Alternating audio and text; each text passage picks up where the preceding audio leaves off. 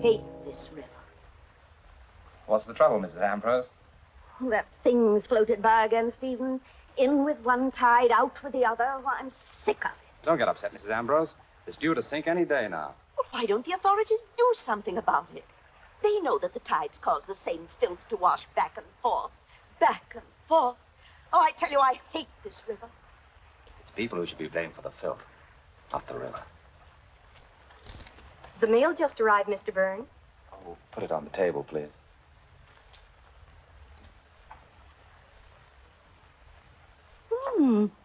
Looks like a manuscript. My manuscripts are like the tide out there. They always come back. Maybe they wouldn't if you took my advice. Spice 'em up. Make 'em racy. That's what the public wants.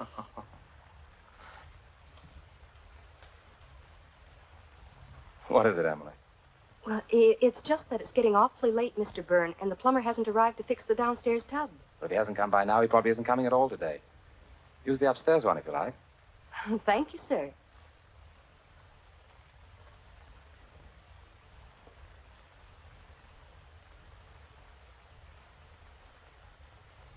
How does your wife like the new maid, Stephen? What?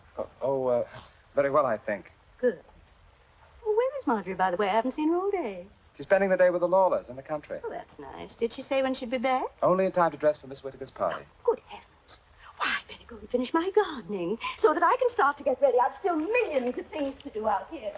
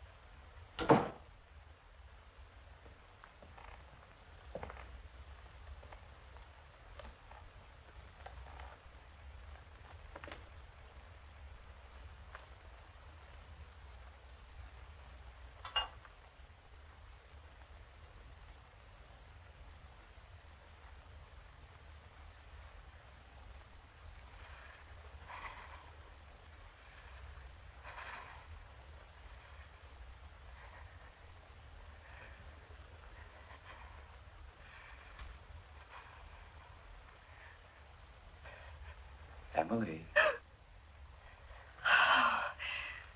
Oh, Mr. Byrne, it's you. Why, you frightened me. Did I? I thought you were still in the garden. Did you? I left everything nice and tidy for Mrs. Byrne. Did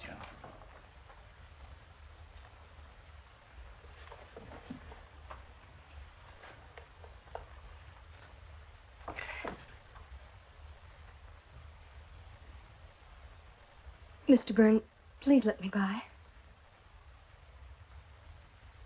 Of course. Nice perfume you use, Emily.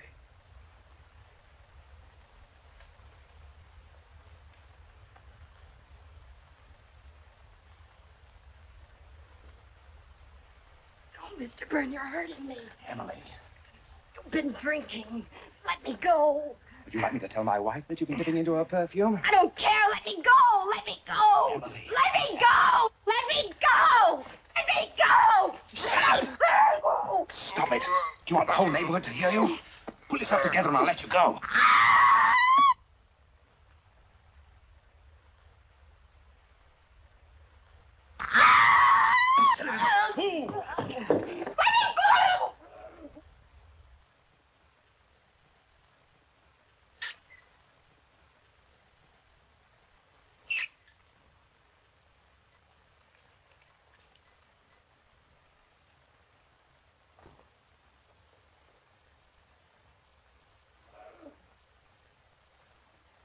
That's better. All we needed was to have that old gossip hear us.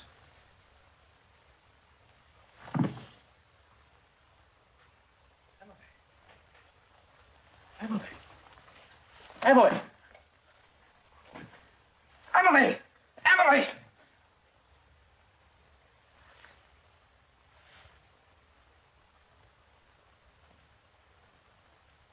Merciful God.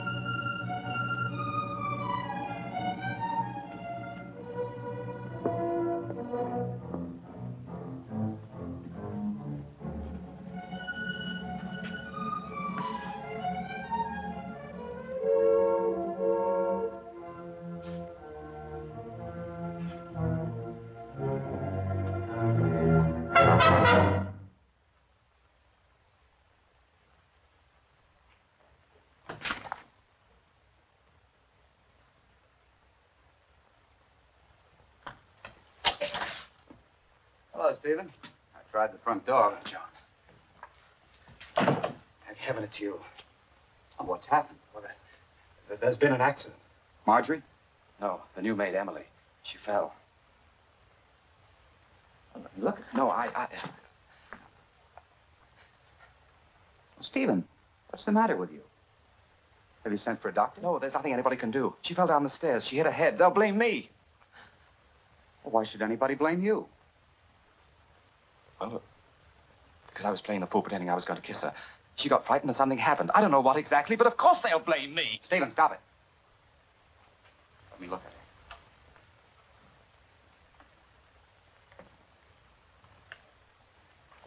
her. This girl didn't fall. She did. I saw her. She was strangled. It was an accident, I tell you. I scarcely touched her. I hardly put my hands to her to prevent her screaming. You don't know how quickly it happened, John. You don't know. Where are you going? For the police. You can't. You're my brother. I've gotten you out of a lot of nasty scrapes, Stephen. But this is murder. John, don't let me down. You've always helped me. You can't do that to your own brother. Please, you have to help me. Please, John, please.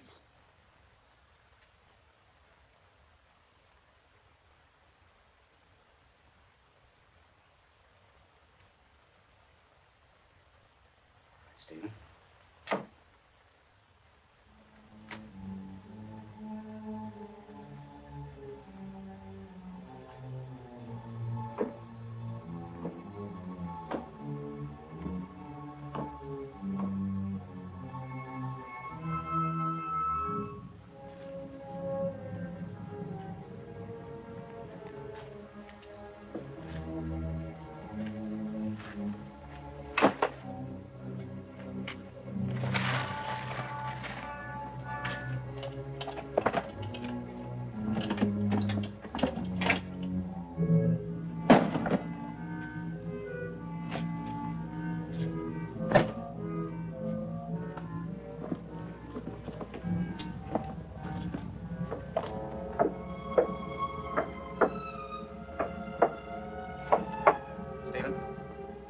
I can't go through with this.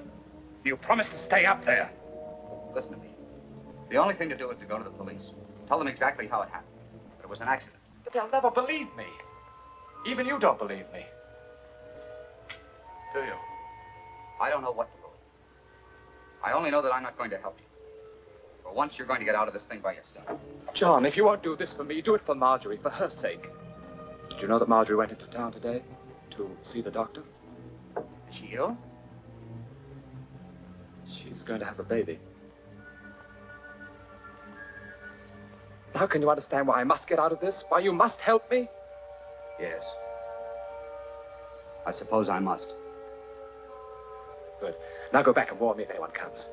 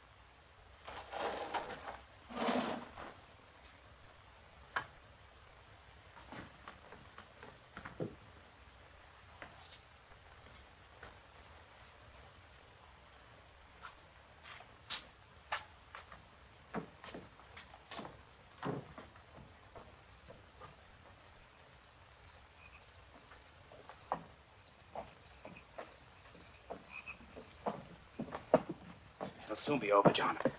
She'll soon be in the river and it'll all be forgotten. Forgotten? Yes, I mean for the time being. We wait it and take it way out where it'll stay sunk. Steve. Marjorie? Marjorie, is that you out there? No, it's me, Mrs. Ambrose. Oh, it's you, Steve. Stay down, I'll get rid of him. Marjorie back yet? No, not yet, Mrs. Ambrose. I wanted to ask her what she was going to wear tonight. I thought of my best black. But still, no, it's never very dressy at the Whitakers. Well, she'll be home before long, Mrs. Ambrose. My, she stayed late, didn't she? Well, of course, the Lawlers are always hard to get away from. Maybe she missed her train. I'm not worried. She'll be here soon. Well, ask her to drop in for a moment if she has time, will you, Stephen? Yes, I'll do that. I must go in now. I have to get ready myself. Well, I'll see you at the party then. Until later.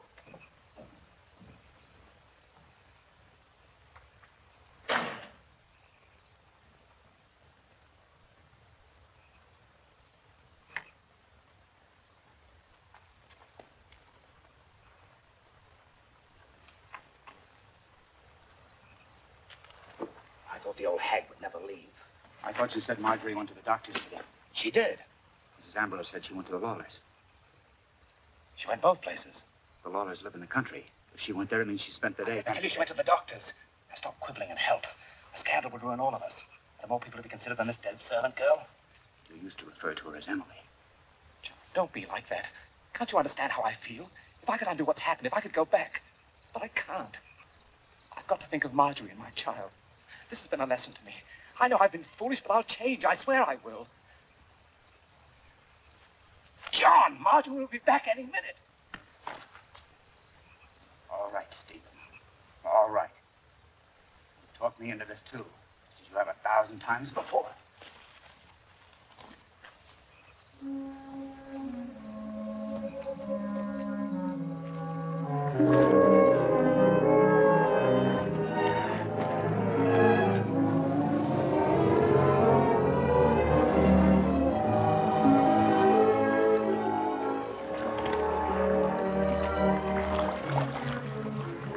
Filthy moon. Don't you think, what, if you tie the anchor to the sack? Yes. Oh, this should do it. First the anchor.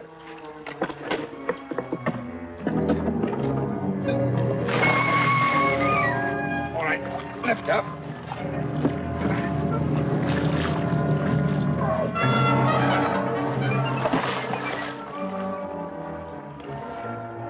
Did you see that?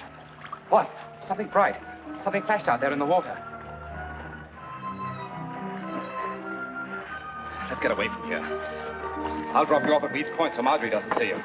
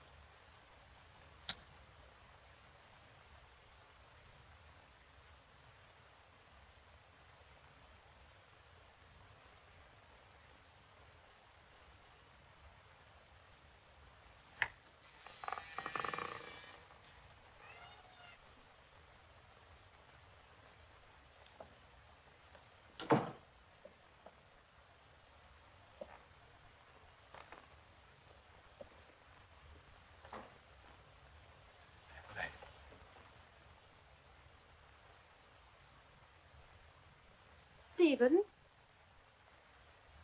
Marjorie. Is that you, Stephen? Yes, Marjorie. You frightened me. Sorry, dear. I couldn't seem to find the light. Where have you been, dear? I, took the boat out. Well, do you know where Emily is? Emily? Yes. She's not in the house, and she promised to help me dress for the party. Oh, she said something about going for a walk.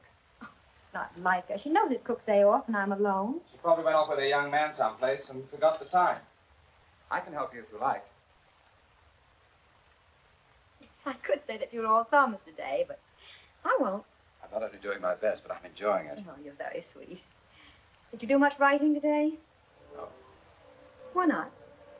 Oh, another script came back. I'm sorry, darling. Is that why you went boating?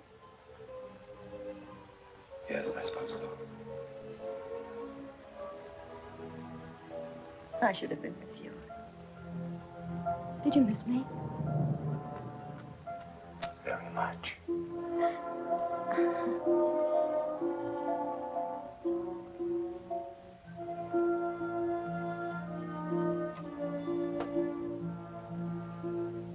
I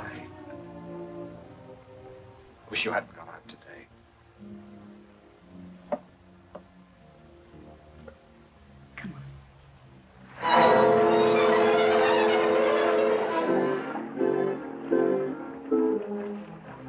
What is it? What's happened? Oh, what is it? What is it? It's nothing. I have a terrible headache, that's all. Oh, then we'd better stay home tonight. No, I'll be all right. Don't worry. Oh, darling.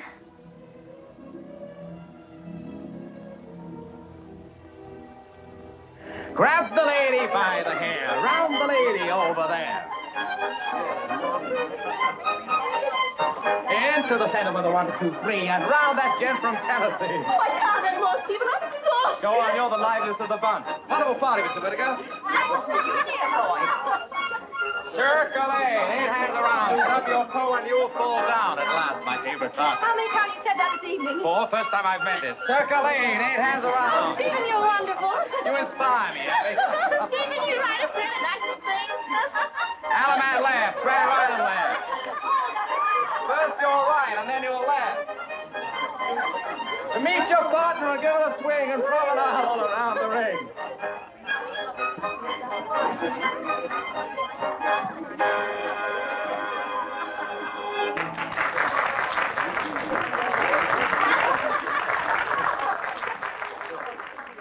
Oh, that brother of yours is a real devil. A real devil.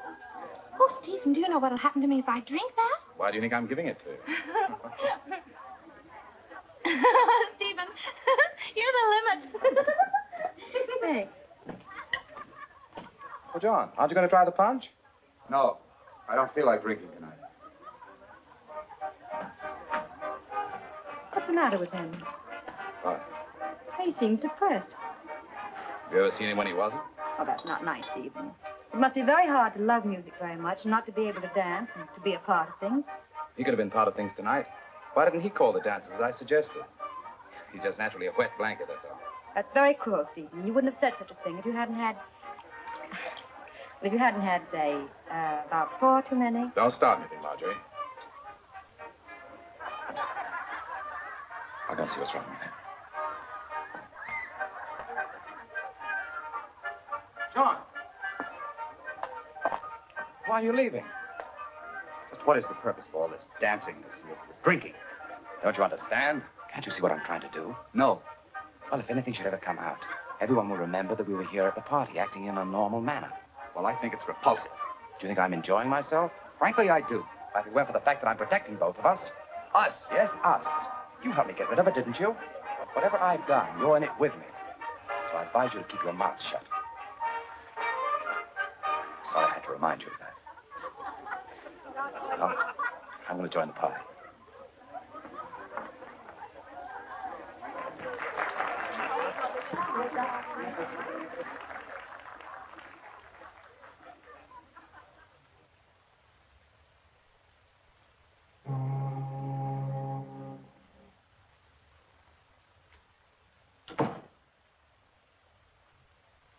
Is that you, Mrs. Byrne? Yes, Mrs. Beach. Oh, you shouldn't have bothered to stay up for us. Oh, Mrs. Byrne, What is it? it's Emily.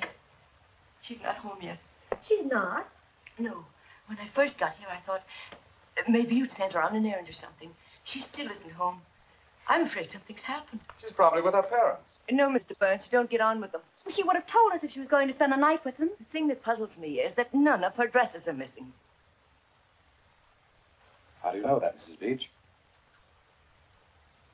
She showed me her things when she first came to us, Mr. Byrne.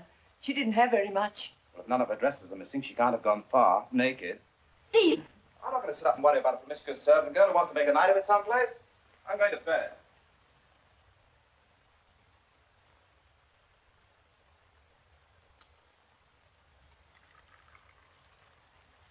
Wouldn't waste my time reading such trash if I were you, Mr. Byrne. When is the disappearance of a human being considered trash, in your estimation, Miss Bantam? Since I found out what a bad name that Emily Gaunt has given young women like myself in service. Bad name? Yes. That Emily was a proper hussy. Gadding about night after night. Young men's followers and heaven knows what all. There's no doubt but that she was out with one of her many sweethearts the night she disappeared.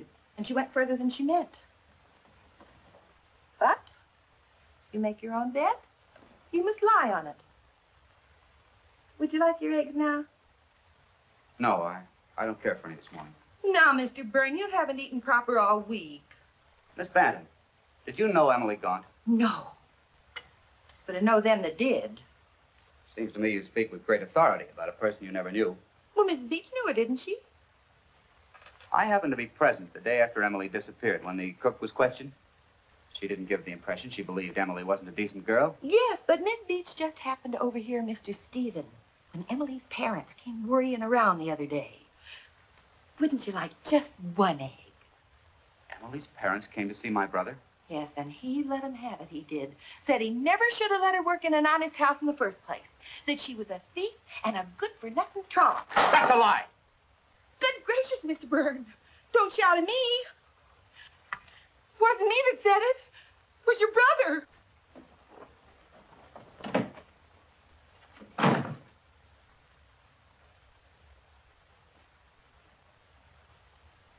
It's the truth, John. At first, I didn't believe it either.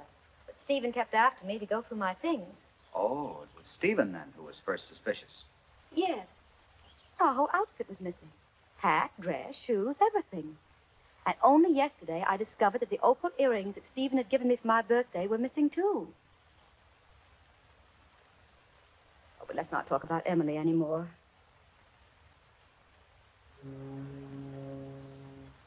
It's Stephen that I'm concerned about. I don't know exactly how to say it. There's such a peculiar look that comes over his face when he's talking about Emily. It almost seems as though we were actually enjoying it, as though he delighted in her disappearance. And he goes on and on about her. Well, Marjorie, I wouldn't worry about him if I were you. After all, he's a writer. The mystery of her disappearance probably intrigues him.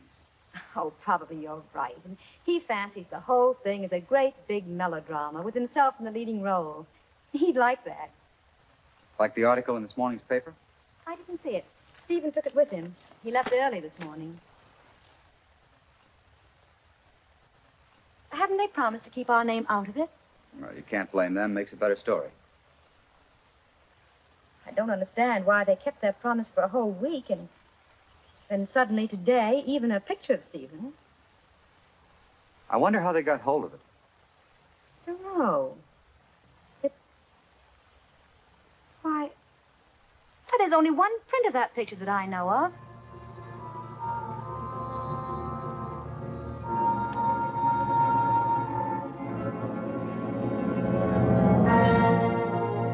Now, isn't he like a child? He wanted his picture in the paper.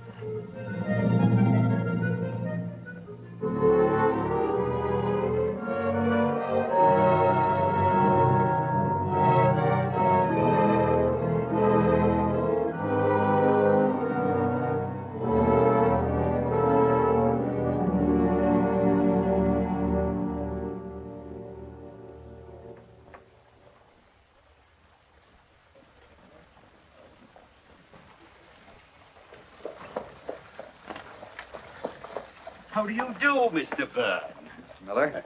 What do you think of the display? Very attractive. But it wasn't up when I passed yesterday. No, your brother called me last night and told me of the publicity he was expecting in the papers, and he wanted me to cash in on it. Thank you, dear boy. Oh, gee, I'd love to be a writer, too. Well, why don't you try, Effie? Your mother says you're very good at making things up. Some of your excuses are masterpieces of imagination. Don't you listen to this scoundrel. Imagination's not enough. Just the other day, I read in a magazine that a writer must write only about things he knows. If he puts down truthfully the things he's actually experienced, if they're exciting enough, he's bound to be very successful. That's very interesting, Mrs. Ambrose.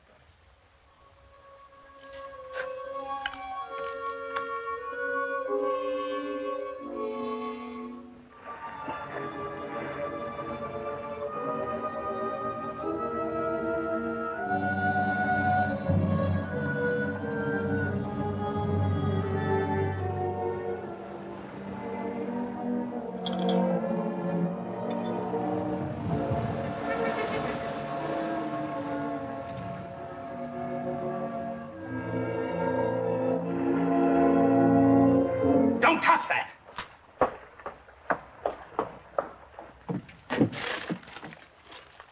Did you read it? No, I only picked it up. What's the matter, Stephen? Nothing. It's not ready to be read, that's all.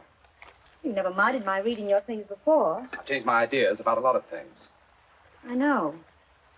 Just the other night when you went out by yourself. Don't nag. A writer needs to be alone to gather experiences. Can't you understand that? I wasn't nagging, Stephen. What I started out to say was simply that when I was alone the other night and John dropped in... What did he want? Nothing especial. Just that Seems so forlorn lately.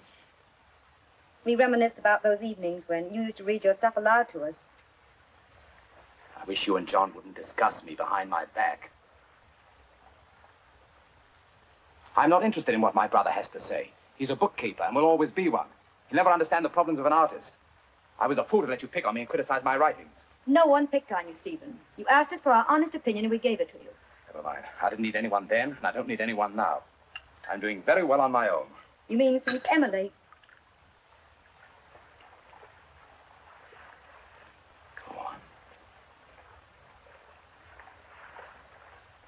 Go on. You can say it. I didn't mean it that way, Stephen. The success of my book since this Emily thing proves that they were good in the first place. All I needed was a little publicity. In the future, they'll not only be good, but they'll be great, because they'll be about things I know. Like what you're writing now? Yes. Well, what's it about? Will you stop prying?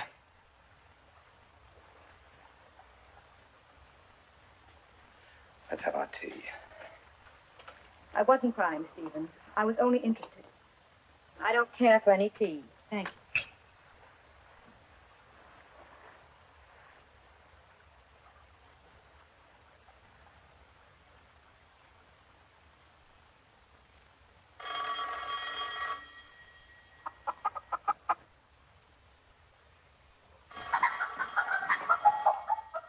John Burns' accounting office. Walter Herbert, office boy speaking. One moment, please. It's your housekeeper. She'd like a word with you, Mr. Burns. Thank you, Walt.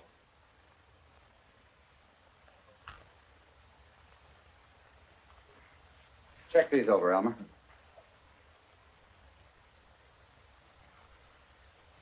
What is it, Miss Bantam? Mr. Burns, with the cold weather coming on, I told the neighborhood boys to gather some driftwood, save you catching cold like last year. But when I went to get the wood sack, I found that your brother hadn't returned it. I wonder, would you mind stopping there on your way home this evening? When did my brother borrow it, Miss Bantam? Several weeks ago when he was doing the gardening. He sent Emily for it. All right, When did you say he borrowed it? Several weeks ago. And even though that Emily isn't with him anymore, you'd think they'd return the sack. After all, your name's on it.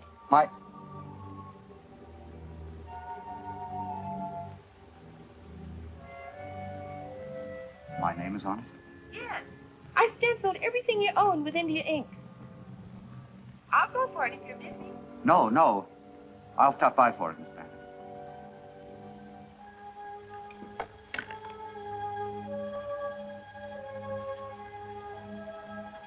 I hate this river. We neighbors really should get up a petition to Stephen. What's the trouble today, Mrs. Ambrose? That horrible thing floated by again. That dead animal. Couldn't be. Must have sunk long ago. No, it isn't. Well, it's a sack. Yes, that's what it is. A sack of some kind. Probably filled with rubbish. You seen it?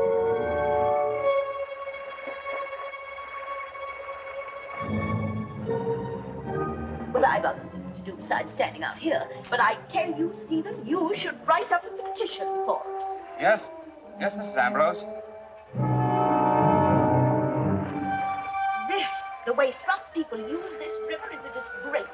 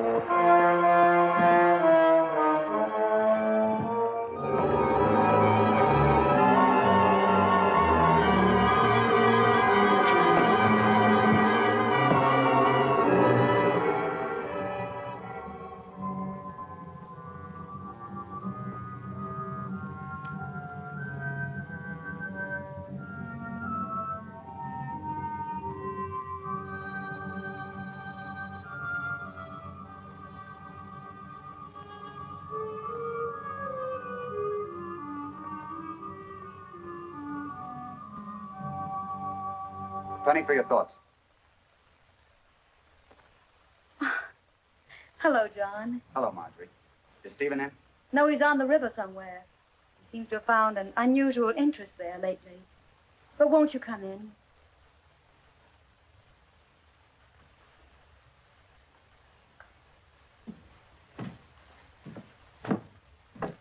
I'm glad you've come, John. I need someone to talk to very badly. When I feel like this, there doesn't seem to be anyone else in the world like you. Do you mind? You know that I don't. You're nice, John. Very, very nice. Yes. Like mint tea when you have a cold. Oh, no, John, like a friend. More than that. Stephen?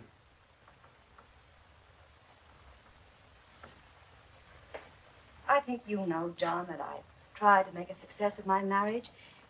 It hasn't always been, well, exactly perfect. Maybe it was my fault. Girls have foolish ideas. And when they marry, they think they've snared Prince Charming himself.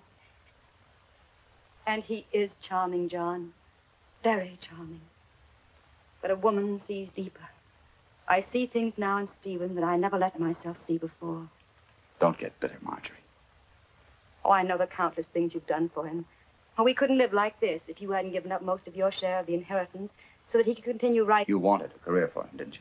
Yes, but I didn't want a freak success like this Emily's disappearance has brought on.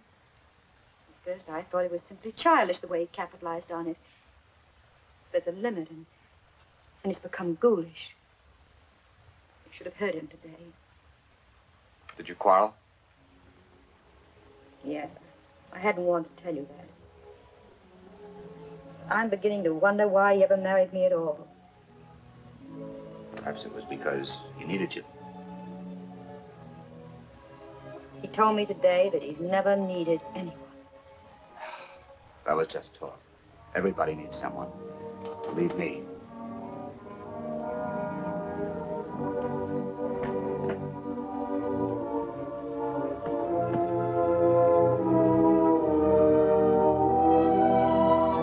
Are you lonely, John?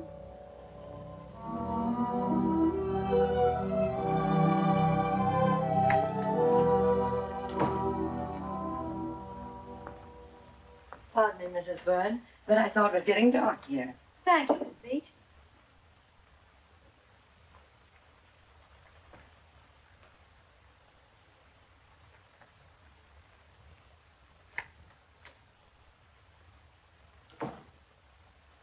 Sorry I said so much, John.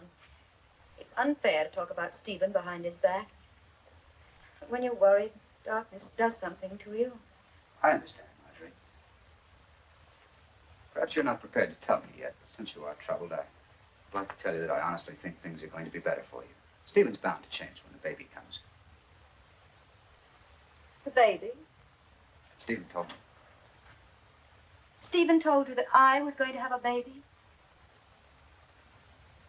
Yes. But it's not true. I wish that it were. Now, what on earth would make him want to tell you a thing like that? Maybe I misunderstood. Oh, don't go protecting him again, John. You must know why he lied to you.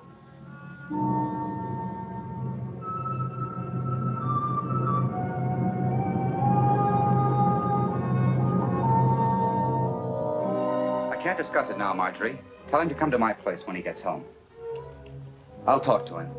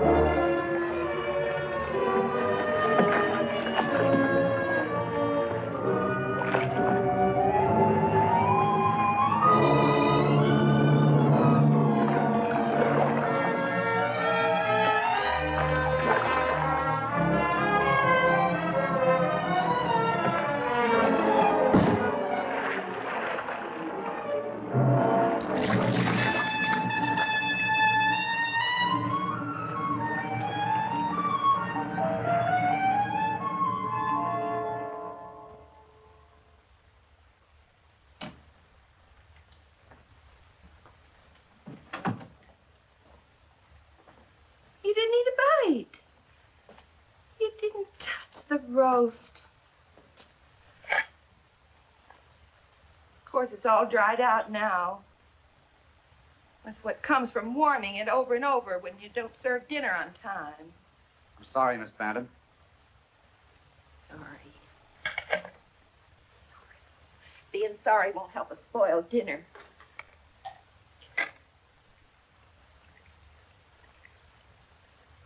You'll be sorry when you get stomach ulcers.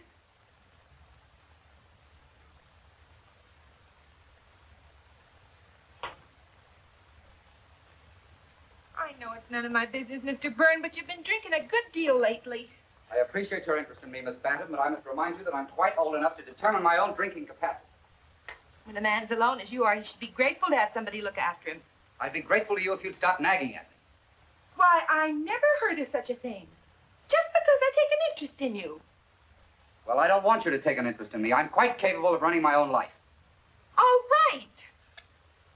Seems like I can't do anything right anymore. You didn't bring the wood sack. No? But I told you the boys will be here in the morning to gather driftwood. What shall I tell them? I don't care what you tell them. Now, please leave me alone.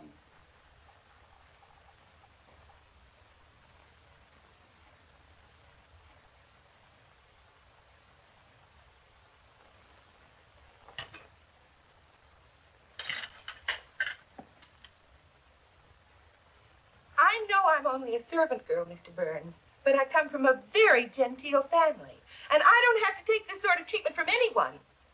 If you want to be left alone, perhaps I can leave you alone, permanently. Just as you wish, Miss Bantam. You mean, you want me to go? That's entirely up to you. Well, I can certainly take a hint. Now look what you made me do. Well, I'm leaving you, Mr. Byrne. I'm leaving tonight, and you can get somebody else to take your insults. And I hope you get a thieving hussy like that Emily Gaunt. That's what you deserve. Not a decent girl like myself.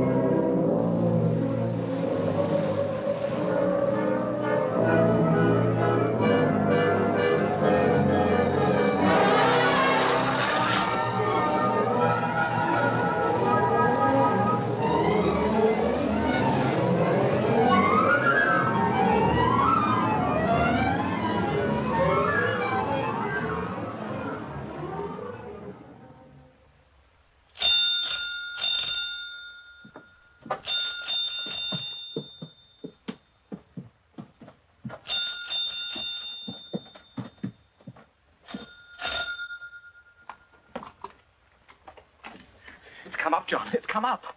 What are you talking about? Emily's come back. What? The wood sack. It's come up out of the river. I've been up all night. I chased it for 6 miles, but the tide was too fast and I couldn't find it. I almost had her once, but she got away. It's your fault. Why didn't you tie it securely? I was a fool to trust you. Quiet. It'll be passing up and down the river until they find it. Up and down the river. It'll go on for weeks. Police will find it soon enough. Yes, but they won't know we did it. I mean, there are hundreds of sacks like it. They won't trace it to us, will they? No. Not to us. They'll trace it to me. To you? My name is on it.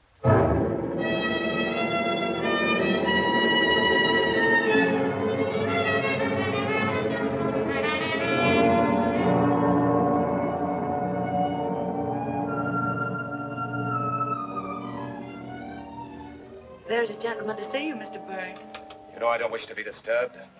He's from the police, sir. Please. Send him in. Yes, sir.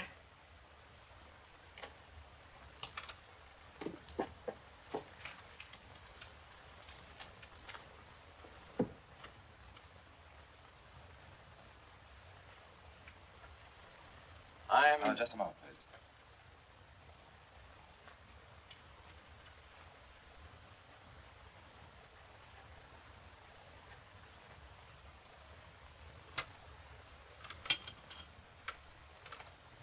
Sorry, I wanted to get my thoughts down before they went away. I'm Lieutenant Sarkis, sir. How do you do? What can I do for you? Well, it's about, this sack. Ever seen it before? I don't know. Sacks look pretty much alike. Well, looks like the wood sack that was stolen from here. Stolen? Yes, it belonged to my brother. Oh, yes, his name is stenciled in there. Is it? I didn't know that. You say that it was stolen from here? Yes, we borrowed it from him, and when I went to return it, it was gone. About how long ago was that? About 3 or 4 weeks ago. But if you know it belongs to him, why do you return it to me? Well, we tried to contact them all day, but had no success. You see, this sack contained the body of Emily Gaunt. Clad only in this inexpensive dressing gown. And according to the medical experts who testified at this inquest, strangled and afterwards thrown into the river. Now, when did you first discover that this dressing gown was missing? It was when we were getting her things together to send back to her parents. And when and how did you discover that your own things were missing, Mrs. Byrne? The morning after Emily failed to return. It was my husband who suggested that I go through my wardrobe. He insisted that inasmuch as none of Emily's dresses were missing, she might have gone out with some of my own things. And then we discovered that not only was my lace dress gone, but some of my best lingerie, an evening wrap, and a pair of silver slippers. Was there any other thing of value gone? Yes. Several days later, I found that a pair of opal earrings that my husband had given me for my birthday were missing, too.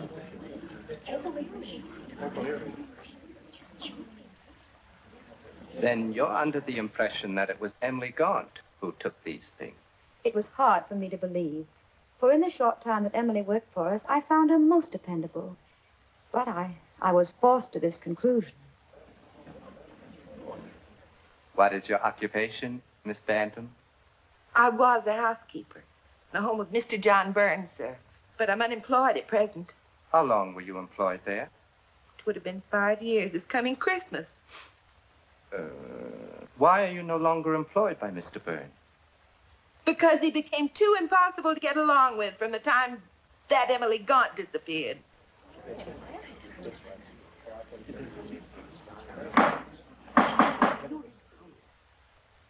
Please explain yourself, Miss Bantam. Well, Mr. Byrne became so irritable I could scarcely speak to him and get a civil answer. In what manner would you say that he had changed? Well, Mr. Coroner, He was in the habit of eating a very hearty breakfast through all years I worked for him. But after that, Emily Gaunt disappeared. In fact, the very morning the story appeared in the newspapers, he scarcely touched a thing. And several times, when I even indicated that the hussy might have got what she deserved, he practically snapped my head off.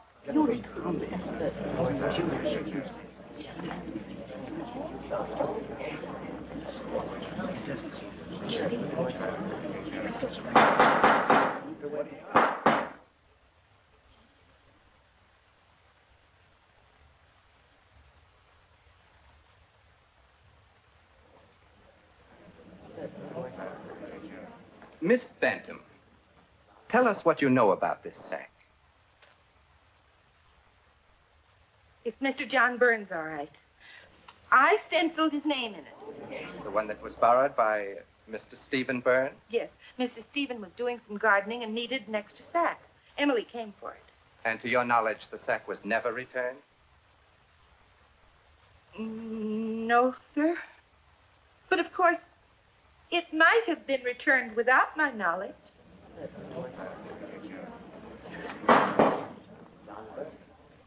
What do you mean by that, Miss Bantam? I mean simply that it's peculiar to me that Mr. John Byrne would have allowed the sack to remain at his brother's for any length of time at all. Please clarify that statement. Well, it was his habit to go out and collect firewood off the river. I should say it's what might be called a hobby. The only sort of hobby possible for a man with his affliction. Oh, I'm so sorry. I shouldn't have said that. Please continue, Miss Bantam. Well, recently, I called in some of the neighborhood boys to gather firewood. But when I went for the sack, I found that Mr. Stephen hadn't returned it yet. So I phoned Mr. John, and he agreed to pick it up. But when he got home, I reminded him that he hadn't. He was quite rude to me. Said he was perfectly capable of running his own household. He raised his voice to such an extent that I was quite nervous and upset. Then he dismissed me. And when did the scene occur between you, Miss Bantam? It was the night before Emily's body was found in the river. You've heard testimony that you borrowed the sack some time ago from your brother. Is that correct? It is. And to your knowledge, it was never returned to your brother. That is correct. Before I could return it, I found that someone had stolen it. And has your brother access to your home? He has. You mean he has a key to your home? No, Mr. Coroner. The back door's always open. Then there was nothing to prevent his coming to your home at a time when you were not there and taking what was rightfully his. No, nothing to prevent it, but in this case, I don't think it's probable. By the way, Mr. Byrne, it may have helped this case if you'd reported that the sack had been stolen from your home. I didn't think the loss of an old sack worth troubling the police about. But why didn't you report the theft of the more valuable things either? The opal earrings, for example. Because I didn't wish to cause Emily's parents further concern. Besides, my wife and I felt that eventually poor Emily would return, and the articles would be recovered.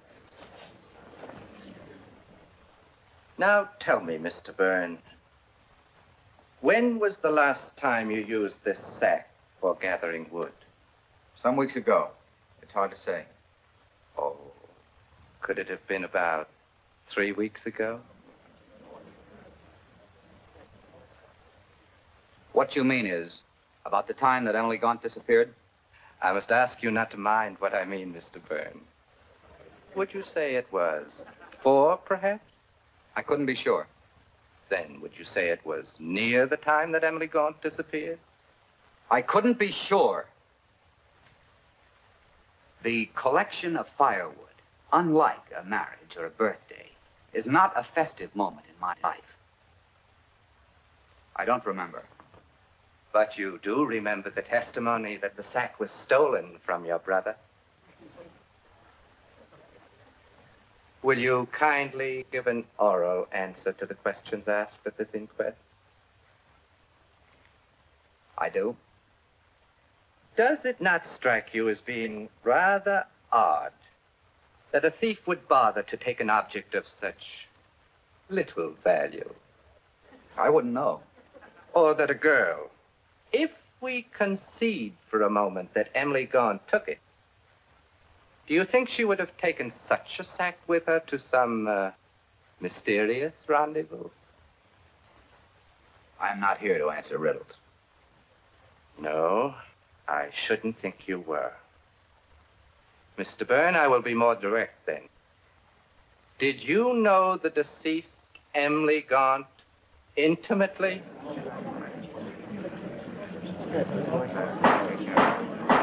Mr. Byrne, I asked... She was employed by my brother. I knew Emily Gaunt by sight. Is it usual for you to zealously defend persons whom you know by sight to the extent that you snap off the head of a woman who has served you faithfully for 5 years? I would defend anyone who was being maliciously slandered. Very admirable indeed. Especially when they were being slandered by people whose bitterness... That is all, Mr. Byrne. For one who was not here to answer riddles, I must say you've done very well.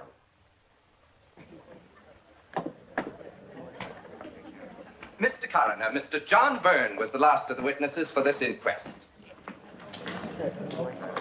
I have a few things I'd like to say, if anyone will let me. If they pertain to this inquest, by all means, Mrs. Ambrose. I can't sit here any longer, listening to all these insinuations against a boy who couldn't possibly harm a fly. It's ridiculous, preposterous. It's downright silly, that's what it is. Mrs. Ambrose, will you kindly control your temper and give us a more coherent reason for your impatience with this inquest? Now, Harry, I'm not trying to take advantage of our friendship, but I've known these Byrne boys since they were lads. And John's only fault is that he works too hard and never thinks evil of anyone. And as for this silly old maid, it's plain as the nose on your face she's in love with him and imagined heaven knows what about him. And when an old maid's in love, heaven protect the object of her affections if that love goes unrequited. All the devils and all the furies. Oh!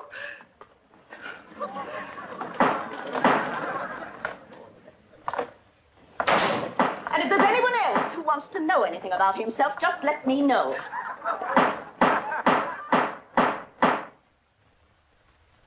Was there anything else you wished to know, Harry? That will be all, Mrs. Ambrose. And so, in all probability, Emily Gaunt, dressed in her mistress's finery, went off to some secret tryst. Therefore, the conclusion of this inquest is that the girl was murdered by person or persons unknown. Inquest dismissed. Started with Emily, but it might end with me. Here he comes now.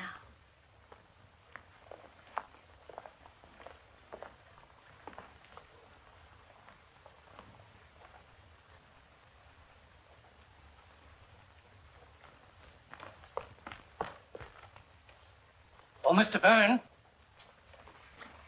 Mr. Byrne. Yes? No, not you, Mr. Stephen Byrne. Me? Yes. They'd like to see you inside a moment. Certainly. You go on. I won't be long.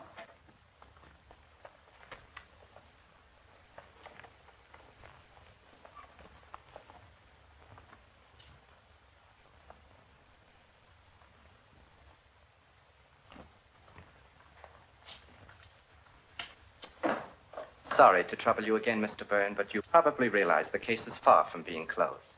So? Are you certain you have nothing more you'd like to say to us? Nothing. I can understand your feeling, Mr. Byrne. After all, the man is your brother. But if there's any further light you can throw on this... There's nothing more I can say, except that I'm fully convinced that my brother is innocent. Was that all? That was all.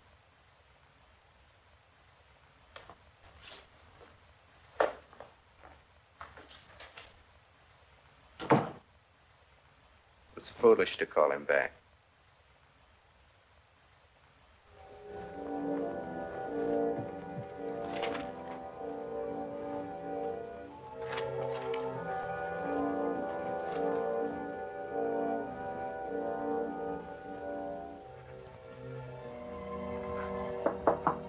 Yes. Stephen. What is it? You know I'm working.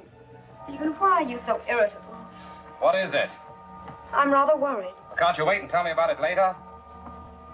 All right, I'll be in my room. It's about Lieutenant Sarton.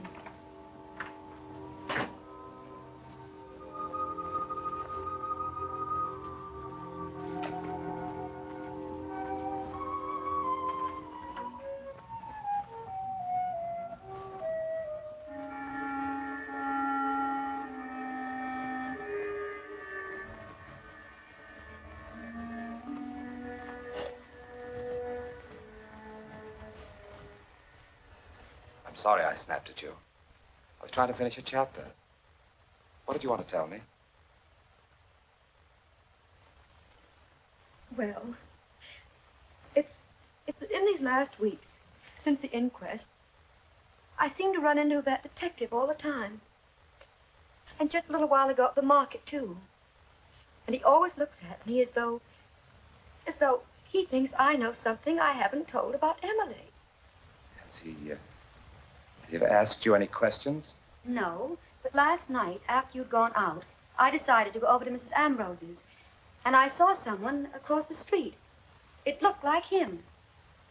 And I almost had the feeling that he'd been watching the house. How long was he there? I don't know. When I got back, he was gone.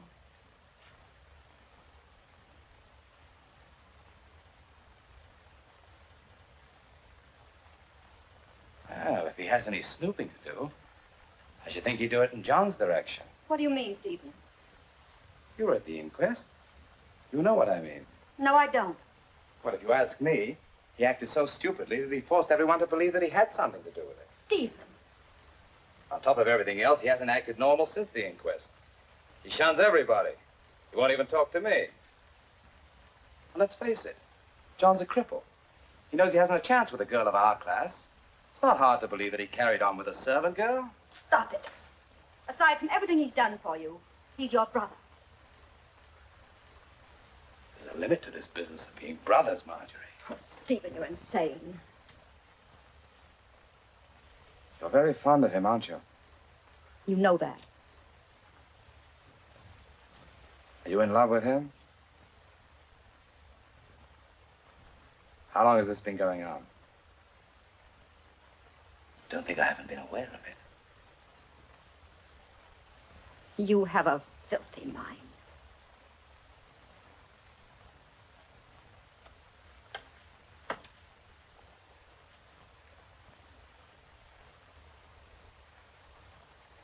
This isn't going to be very flattering, my dear.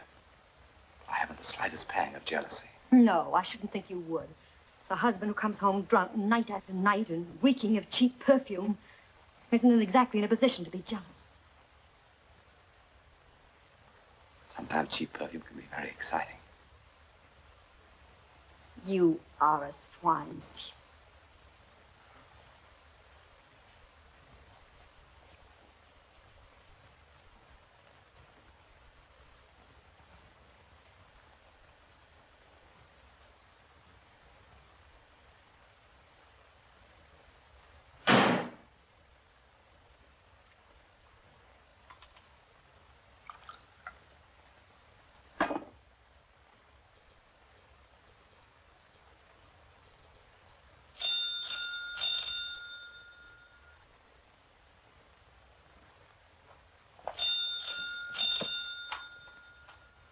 Marjorie. Hello, John. Hello, Marjorie.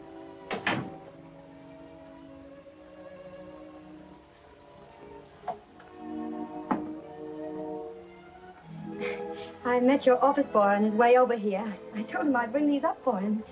Thank you. I've been here so many times, John. And to the office, too, but you were never in. I know.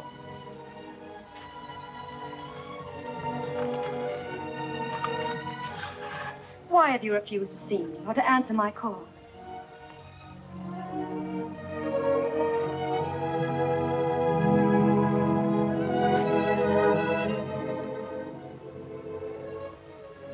Haven't you found a housekeeper yet?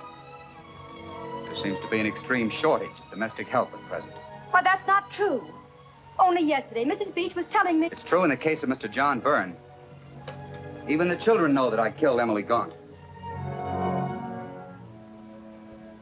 I know, John. I've learned a lot about people myself lately. They can be very vicious. You think that because you've lived with them for years, they're fond of you. But it's not true. I'm going away, Marjorie. Oh, no, John. Oh, don't run away from them. I'm not running away from them. Is it that you think it'll be better for all of us if you go away?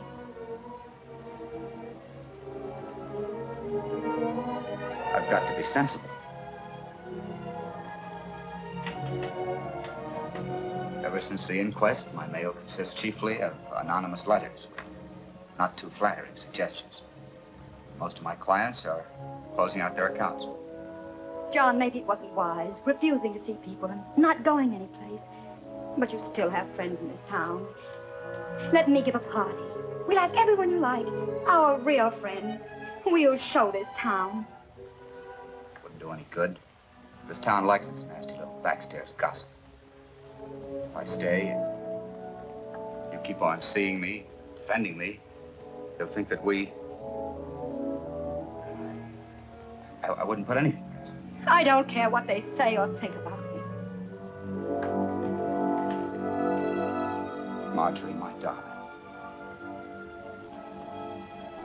I'd rather die than cause you any suffering. Oh, John, don't talk like that. There must be something I can do.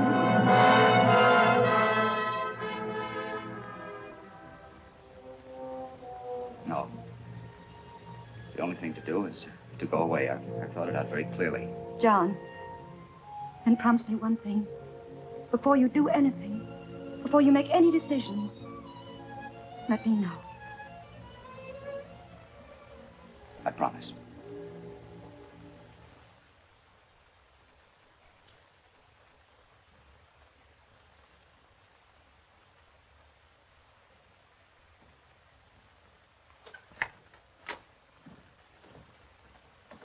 Won't you come in, John?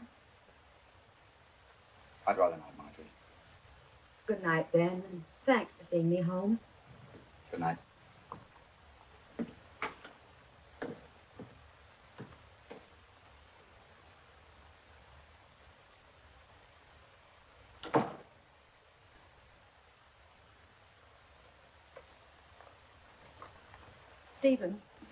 Stephen, it's about John. I'm not interested. Stephen, please, he's desperate. I'm afraid he's going to harm himself in some way. Don't be dramatic. He as much as told me so tonight. He said he'd rather be dead than go on the way things have been going.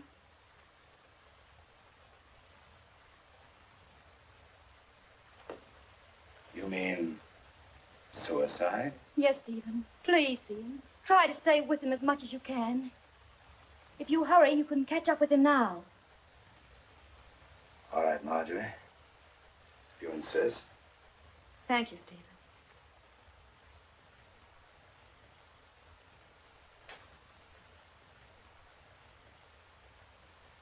Oh, I almost forgot. Mrs. Ambrose was over. She said as long as it's Cook's day off, you should let her know if you want to have supper with her. I'm in no mood for her tonight. I'll have something here.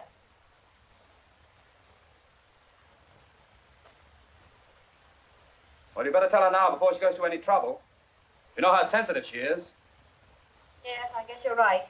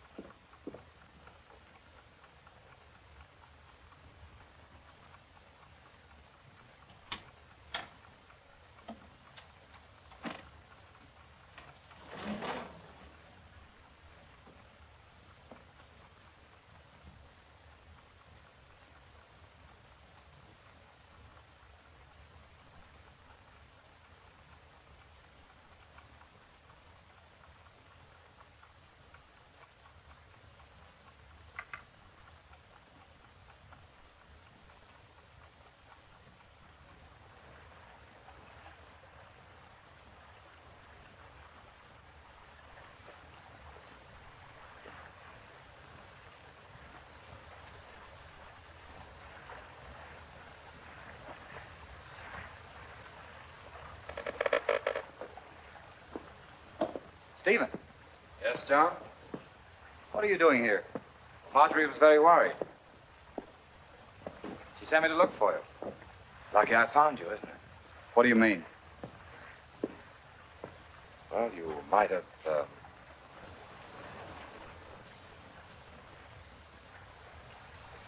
No. Suicide would only convince everyone that they'd been right. I'm glad you realized that. What were you thinking of as you stood there? Of another night on this river.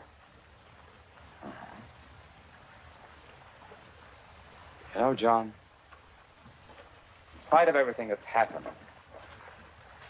and everything that's going to happen, I want you to know that I've gained something. Gained something?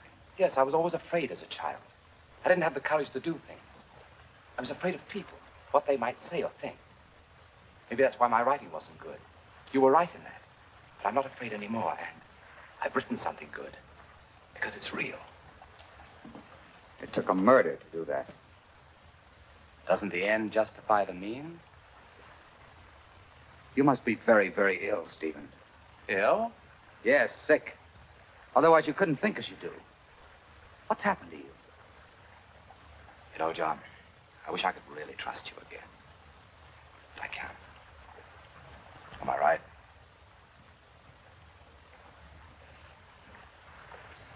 Suppose a policeman were to come up to us here right now. Suppose he were to ask, which of us killed him? What would you do? I know what you would do. You would point at me. Would I? You stepped right out of Emily's murder as though you were shedding your skin.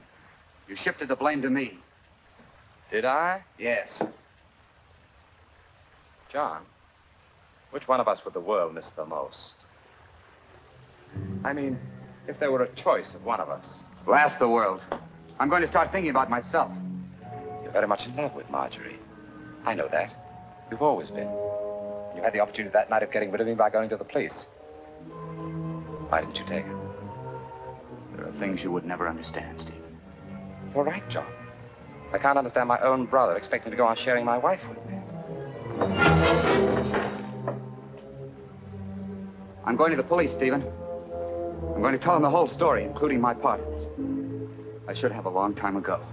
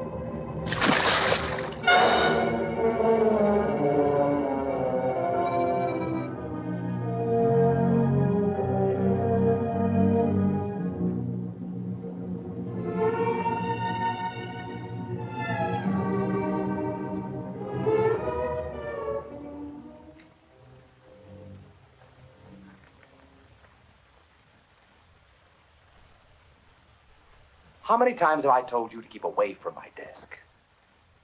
Stephen. I hadn't expected to have it read for some time. But since you have read it, tell me what you think about it. How can you ask me that? Well, don't you think it's good? Can't you appreciate its quality quite apart from its content? Not when it says that my husband is a murderer. I thought I disguised it completely. But you read between the lines, didn't you? John must love you very much, letting everyone think he did it. Oh, no. He loved you very much. He was old-fashioned. He believed in chivalry. That's why he kept silent about it. But you, I don't think I can expect you to keep silent about it. Can I? You intend to go on forever letting people think he did it?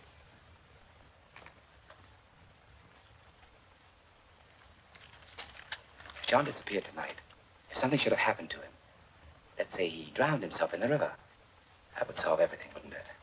Stephen. everyone would know that he was driven to commit suicide by his guilt, wouldn't they? You're forgetting about me. Oh, no. I'm not forgetting about you. John committed suicide tonight. What? I saw to it. Before I'm through with you, they'll know that what John did once, he did again. Stephen, you're insane. Am I?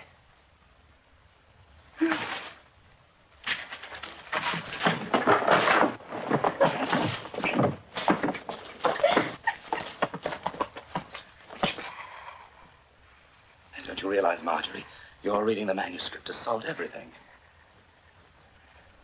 You know, I met Emily on the stairs. She was coming down from her bath. She'd used your perfume. She looked rather pretty, and I wanted to kiss her. But she got frightened and screamed. I had to stop her screaming. I didn't mean to kill her. I hardly touched her. But I didn't realize how easy it would be. So very easy.